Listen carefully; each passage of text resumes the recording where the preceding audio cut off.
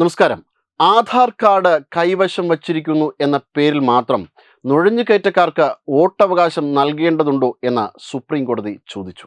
എല്ലാവർക്കും സാമൂഹ്യക്ഷേമ ആനുകൂല്യങ്ങൾ എത്തിച്ചേരുമെന്ന് ഉറപ്പിക്കാനാണ് ആധാർ എന്നതും ഇത് വോട്ടവകാശം ലഭ്യമാകാനുള്ള ഏറ്റവും പ്രധാനപ്പെട്ട രേഖയല്ലെന്നും സുപ്രീം കോടതി പറഞ്ഞു. നിരവധി സംസ്ഥാനങ്ങളിൽ വോട്ടർ പട്ടികയുടെ പ്രത്യേക തീവ്ര പരിഷ്കരണം നടത്താനുള്ള തെരഞ്ഞെടുപ്പ് കമ്മീഷന്റെ നീക്കത്തിൻ്റെ സാധ്യതയെ ചോദ്യം ചെയ്തുകൊണ്ടുള്ള ഹർജികൾ പരിഗണിക്കവെയാണ് സുപ്രീം കോടതി ഈ വിധം അഭിപ്രായപ്പെട്ടത്. ചീഫ് ജസ്റ്റിസ് സൂര്യകാന്തൻ്റെ നേതൃത്വത്തിലുള്ള ബെഞ്ചാണ് കേസ് പരിഗണിക്കുന്നത്. ആധാർ കാർഡ് പൗരത്വത്തിനുള്ള പൂർണ്ണമായ തെളിവല്ല. അതുകൊണ്ട് തന്നെ ഇത് രേഖകളുടെ പട്ടികയിൽ ഒന്നും മാത്രമാണ്. ആധാർ നിയമം സ്ഥിരതാമസം ഉറപ്പിക്കാൻ ഉള്ള ഒരു തെളിവല്ല എന്നും കോടതി വ്യക്തമാക്കി. ആനുകൂല്യങ്ങൾ ലഭ്യമാക്കാനുള്ള ഒരു നിയമനിർമ്മാണം മാത്രമാണത്. റേഷനായി ആധാർ അനുവദിച്ചു എന്നതുകൊണ്ട് മാത്രം അയാൾ വോട്ടർ ആകണം എന്നില്ല. രാജ്യത്തിലേക്ക് ഏതൊരാൾക്കും തൊഴിലിനായി എത്താം ഇവിടുത്തെ രേഖകൾ അനുവദിക്കുമെങ്കിൽ. അങ്ങനെ ഒരാൾക്ക് വോട്ടവകാശം നൽകാനായിട്ട് സാധ്യമല്ല. വോട്ടവകാശം പൗരനിൽ മാത്രം നിക്ഷിപ്തമായ ഒരു കർത്തവ്യമാണ്. വോട്ടർ പട്ടികയിൽ ഉൾപ്പെടുന്ന ഫോറം 6 അപേക്ഷയ്ക്കൊപ്പം സ്ഥാപിക്കുന്ന രേഖകളുടെ കൃത്യത നിർണ്ണയിക്കാൻ തെരഞ്ഞെടുപ്പ് കമ്മീഷന് അധികാരമുണ്ടെന്നും കോടതി പറഞ്ഞു. തെരഞ്ഞെടുപ്പ് കമ്മീഷൻ ഒരു പോസ്റ്റ് ഓഫീസ് അല്ലെന്നും കോടതി കൂട്ടിച്ചേർത്തു.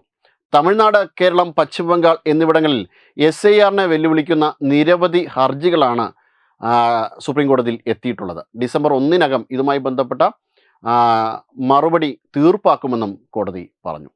കേരളം, തമിഴ്നാട്, പശ്ചിമ ബംഗാൾ എന്നിവിടങ്ങളിൽ SIR അട്ടിമറിക്കുന്നതുമായി ബന്ധപ്പെട്ട വ്യാപകമായ ശ്രമങ്ങൾ നടക്കുന്നുണ്ട്. പ്രത്യേകിച്ച് പശ്ചിമ ബംഗാളിൽ SIR അട്ടിമറിക്കുന്നതിന് വേണ്ടിയിട്ടുള്ള വലിയ ശ്രമങ്ങളാണ് നടക്കുന്നത്. മുഖ്യമന്ത്രിയായ മമതയാണ് ഇതിന് നേതൃത്വം കൊടുക്കുന്നത് എന്നതാണ് ഏറ്റവും ദയനീയമായ കാര്യം. പശ്ചിമ ബംഗാളിൽ ബംഗ്ലാദേശിൽ നിന്നും അനധികൃതമായി നിരവധി പേരാണ് കുടിയേറി പാർക്കുന്നത്. ഇവർക്ക് വോട്ടവകാശം ഉൾപ്പെടെ നൽകിക്കൊണ്ട് മമത അവിടെ അധികാരത്തിൽ കടിച്ചു തൂങ്ങിക്കിടക്കുകയാണ്. 5000-ഓ 10000-ഓ നൽകിക്കൊണ്ട് ബംഗ്ലാദേശികൾക്ക് ഇന്ത്യയിലേക്ക് പ്രവേശിക്കാൻ സാധിക്കും. അതിനുശേഷം ഇവിടെ വന്ന് താമസിച്ച് ഇവിടുത്തെ അവകാശ ആനുകൂല്യങ്ങൾ നേടിയെടുത്തുകൊണ്ട് ഇവിടുത്തെ പൗരന്മാർക്കെതിരെ തന്നെ നിരന്തരമായ ആക്രമണങ്ങൾ അവർ അഴിച്ചുവിടുകയാണ്. രോഹിംഗ്യൻ അഭയാർത്ഥികൾ എന്ന പേരിൽ ഇവിടേക്ക് എത്തിയ ശേഷം നിരവധി പേരാണ് ഭീകരാക്രമണങ്ങൾ ഉൾപ്പെടെയുള്ള കാര്യങ്ങളിൽ ഗൂഢാലോചന നടത്തിയിട്ടുള്ളത്. ഇതുമായി ബന്ധപ്പെട്ട നിരവധി കേസുകൾ ഇവർക്കെതിരെ ഉണ്ട്. കേരളം ഉൾപ്പെടെയുള്ള പല സംസ്ഥാനങ്ങളിലും ഇവർ കടന്നുകൂടിയിട്ടുണ്ട്. പല ജോലികൾ ചെയ്ത് ഇവിടെ തുടരുന്നുണ്ട്. ബംഗ്ലാദേശികൾ വളരെ ക്രൂരമായിട്ടാണ്, വളരെ വന്യമായിട്ടാണ്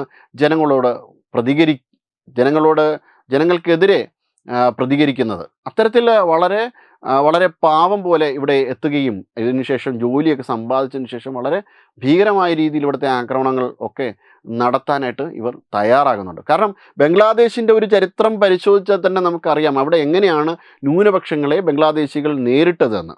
ബംഗ്ലാദേശികൾ അവിടെ വളരെ ക്രൂരമായിട്ടാണ് അവിടുത്തെ ന്യൂനപക്ഷങ്ങളായിട്ടുള്ള ഹിന്ദുക്കളെ നേരിട്ടത്. പിന്നെ ഇവിടേക്ക് കടന്നു വന്നാൽ ഇവിടെ അവർക്ക് ഇത്രയും വലിയ അവകാശങ്ങളൊക്കെ കൊടുക്കുന്ന സ്ഥിതിക്ക് അവരെങ്ങനെയായിരിക്കും ഇവിടുത്തെ ആൾക്കാരോട് ഇടപഴകുക? അങ്ങനെ വലിയ അനന്തമായ സാധ്യതകളാണ് ഇന്ത്യയിൽ കൊടുത്തത്. കാരണം വോട്ടവകാശം ഉൾപ്പെടെ അവർക്ക് ലഭിക്കുകയാണ്. അവർ ഇന്ത്യയുടെ പൗരന്മാരായിട്ട് മാറിക്കഴിഞ്ഞു. ഇന്ത്യൻ പൗരന്മാരായിട്ട് മാറിയതിനു ശേഷം ഇന്ത്യക്കെതിരെ വിവിധ തരത്തിലുള്ള ഗൂഢാലോചനകളും അവർ നടത്തുന്നു. പക്ഷേ അവരുടെ വോട്ട് വാങ്ങിക്കൊണ്ട് അധികാരത്തിൽ ഏറുന്നത് ഇവിടുത്തെ തന്നെ രാഷ്ട്രീയ കക്ഷികൾക്ക് ഇഷ്ടവുമാണ്.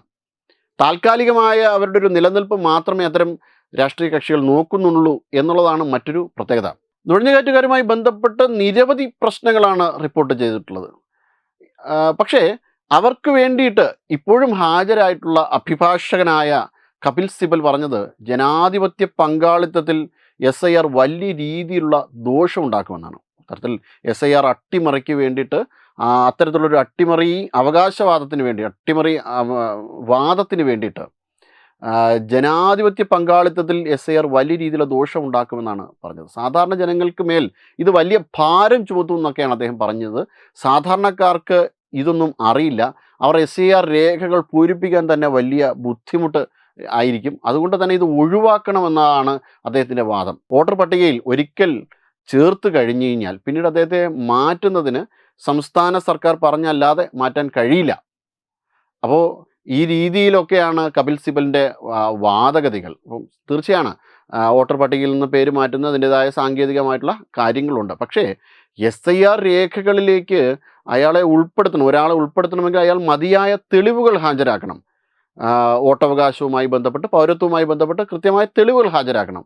പക്ഷേ ഇത്തരം തെളിവുകളൊന്നും വേണ്ടാതെ തന്നെ അവകാശം കൊടുക്കണമെന്നൊക്കെയാണ് കപിൽ സിബലിൻ്റെ വാദഗതി.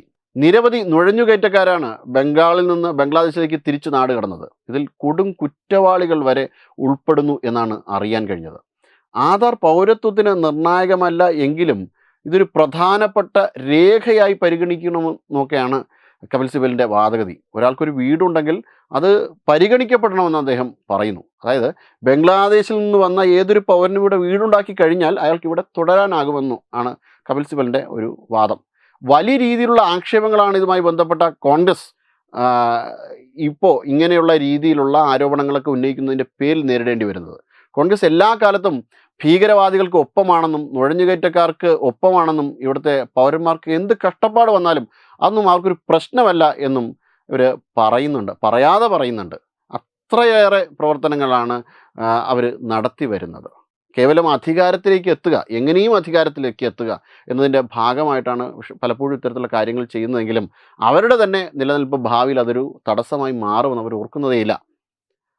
ഇതുമായി ബന്ധപ്പെട്ട എന്തെങ്കിലുമൊക്കെ വിമർശനങ്ങൾ അവർ നേരിടുന്നുണ്ട് എങ്കിൽ തീർച്ചയായിട്ടും അവരതിന് അർഹർ തന്നെയാണ്.